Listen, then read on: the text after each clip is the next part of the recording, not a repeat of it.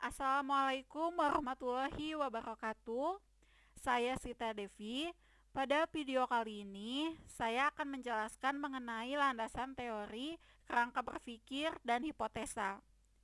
Semoga penjelasan saya ini bisa bermanfaat untuk kalian semua yang menonton. Salah satu unsur terpenting dalam penelitian yang memiliki peran sangat besar dalam penelitian adalah teori.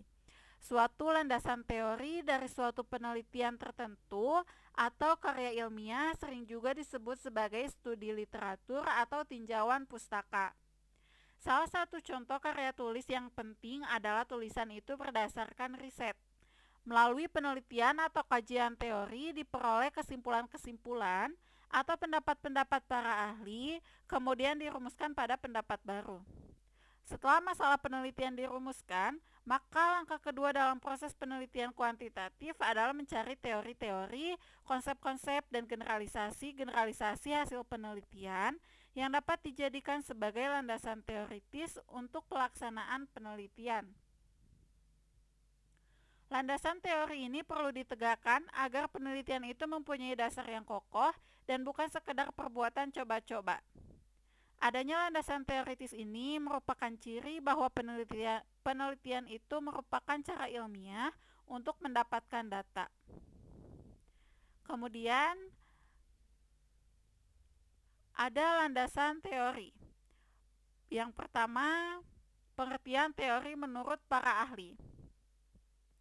Teori adalah seperangkat konstruk atau konsep, definisi, dan proposisi yang berfungsi untuk melihat fenomena secara sistematik melalui spesifikasi hubungan antara variabel, sehingga dapat berguna untuk menjelaskan dan meramalkan fenomena, menurut Neumann dalam buku Sugiono.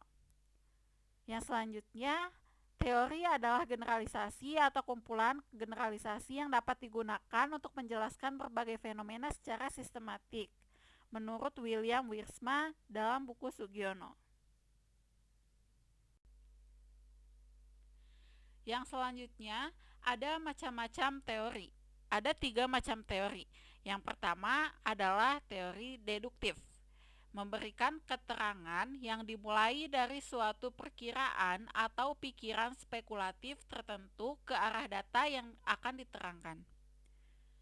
Yang kedua, ada teori yang induktif, adalah cara menerangkan dari data ke arah teori dalam bentuk ekstrim titik pandang yang positivistik ini dijumpai pada kaum behavioris. Dan yang ketiga, ada teori yang fungsional. Di sini tampak suatu interaksi pengaruh antara data dan perkiraan teoritis, yaitu data mempengaruhi pembentukan teori dan pembentukan teori kembali mempengaruhi data. Berdasarkan 3 pandangan ini, dapatlah disimpulkan bahwa teori dapat dipandang sebagai berikut. Yang pertama, teori menunjuk pada sekelompok hukum yang tersusun secara logis. Hukum-hukum ini biasanya sifat hubungan yang deduktif. Suatu hukum menunjukkan suatu hubungan antara variabel-variabel empiris yang bersifat ajeg dan dapat diramal sebelumnya. Yang kedua, suatu teori juga dapat merupakan suatu rangkuman tertulis mengenai suatu kelompok hukum yang diperoleh secara empiris dalam suatu bidang tertentu. Di sini, orang mulai dari data yang diperoleh, dan dari data yang diperoleh itu datang suatu konsep yang teoritis atau induktif. Dan yang ketiga, suatu teori juga dapat menunjuk pada suatu cara menerangkan yang menggeneralisasi. Di sini biasanya terdapat hubungan yang fungsional antara data dan pendapat yang teoritis.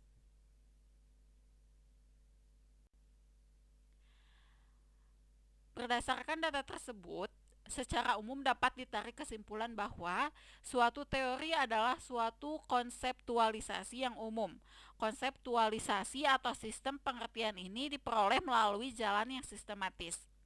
Kemudian, suatu teori harus dapat diuji kebenarannya. Bila tidak, dia bukanlah suatu teori. Selanjutnya, ada deskripsi teori.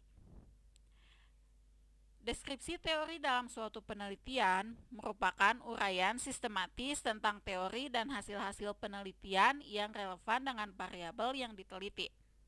Berapa jumlah kelompok teori yang perlu dikemukakan akan tergantung pada luasnya permasalahan dan secara teknis tergantung pada jumlah variabel yang diteliti. Bila dalam suatu penelitian terdapat 3 variabel independen dan 1 dependen, maka kelompok teori yang perlu dideskripsikan ada 4 kelompok teori, yaitu kelompok teori yang berkenaan dengan variabel independen dan 1 dependen. Oleh karena itu, semakin banyak variabel yang diteliti, maka akan semakin banyak teori yang dikemukakan. Deskripsi teori paling tidak berisi tentang penjelasan terhadap variabel-variabel yang diteliti melalui pendefinisian dan uraian yang lengkap dan mendalam dari berbagai referensi, sehingga ruang lingkup, kedudukan, dan prediksi terhadap hubungan antar variabel yang diteliti menjadi lebih jelas dan terarah. Selanjutnya, ada langkah-langkah melakukan pendeskripsian teori. Yang pertama, tetapkan nama variabel yang diteliti dan jumlah variabelnya. Kemudian yang kedua, cari sumber-sumber bacaan yang banyak dan relevan dengan setiap variabel yang diteliti. Yang ketiga, lihat daftar isi setiap buku dan pilih topik yang relevan dengan setiap variabel yang diteliti. Untuk referensi yang berbentuk laporan penelitian, lihat penelitian permasalahan yang digunakan, tempat penelitian, sampel sumber data, teknik pengumpulan data, analisis, dan saran yang diberikan. Kemudian yang keempat, cari definisi setiap variabel yang akan diteliti pada setiap sumber bacaan. Kemudian bandingkan antara satu sumber dengan sumber lainnya dan pilih definisi yang sesuai dengan penelitian yang akan dilakukan. Yang kelima, baca seluruh isi topik buku sesuai dengan variabel yang akan diteliti dan lakukan analisis, kemudian renungkan dan buatlah rumusan dengan bahasa sendiri tentang isi setiap sumber data yang dibaca. Dan yang keenam atau yang terakhir, deskripsikan teori-teori yang telah dibaca dari berbagai sumber ke dalam bentuk tulisan dengan bahasa sendiri. Sumber-sumber bacaan yang dikutip atau digunakan sebagai landasan untuk mendeskripsikan teori harus dicantumkan. Yang selanjutnya, ada fungsi teori dalam penelitian. Dalam kaitannya dengan penelitian, maka fungsi teori yang pertama digunakan untuk memperjelas dan mempertajam ruang lingkup atau konstruk variabel yang akan diteliti. Kemudian, fungsi teori yang kedua adalah untuk merumuskan hipotesis dan menyusun instrumen penelitian, karena pada dasarnya hipotesis itu merupakan pernyataan yang bersifat prediktif. Selanjutnya, fungsi teori yang ketiga digunakan mencandra dan membahas hasil penelitian, sehingga selanjutnya digunakan untuk memberikan saran dan upaya pemecahan masalah. Dalam landasan teori perlu dikemukakan deskripsi teori dan kerangka berpikir, sehingga selanjutnya dapat dirumuskan hipotesis dan instrumen penelitian. Yang selanjutnya, saya akan membahas tentang kerangka berpikir. Kerangka berpikir merupakan model konseptual tentang bagaimana teori berhubungan dengan berbagai faktor yang telah diidentifikasi sebagai masalah yang penting. Kerangka berpikir yang baik akan menjelaskan secara teoritis pertautan antar variabel yang akan diteliti. Kerangka berpikir dalam suatu penelitian perlu dikemukakan apabila dalam penelitian tersebut berkenaan dua variabel atau lebih.